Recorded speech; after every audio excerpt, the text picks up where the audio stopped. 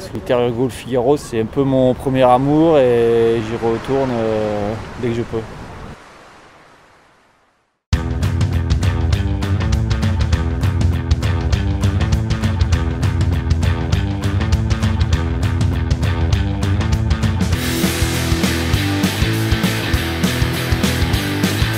Je pense que je me suis peut-être un peu mis la pression en me disant, je savais qu'il fallait sortir devant de l'estuaire, de la Gironde, puis forcément c'est un peu l'acte manqué, je prends un mauvais départ. J'arrive à revenir dans le match malgré tout, et puis derrière j'ai un peu de pain technique, ce qui est totalement interdit en Figaro. C'est sûr que ça conditionne tout le reste de l'épreuve pour moi. Je me retrouve avec 1h40 de retard, c'est plus du tout la même course. Il faut essayer de rattraper le temps perdu alors que je suis déjà pas bien dans la course.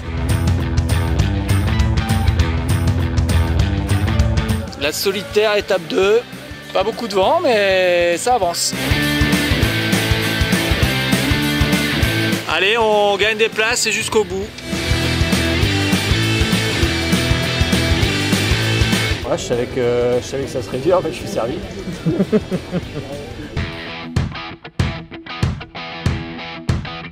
C'est toujours sympa quand les copains viennent voir.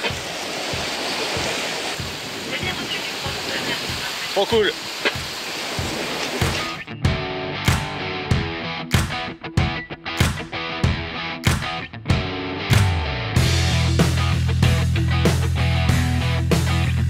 Voilà, c'était sympa cette nuit parce qu'il y avait quasiment 20 nœuds quoi. Donc voilà, là les bateaux commencent à vivre un tout petit peu.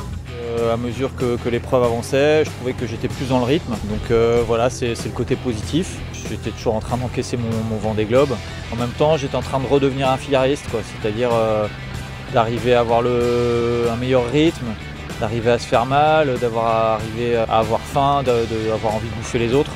C'est revenu petit à petit, mais pas assez vite à mon goût. Voilà, de temps en temps, j'arrivais à naviguer dans les 5 premiers, mais c'était un petit peu éphémère, j'arrivais pas à tenir ma place.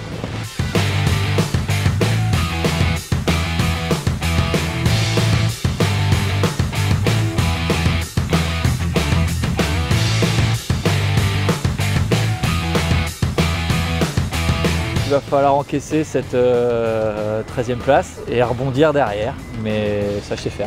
Les objectifs du Team Charal, on les connaît, c'est être capable à Vision 2020 de gagner le Vendée Globe et de tout mettre en œuvre pour ça.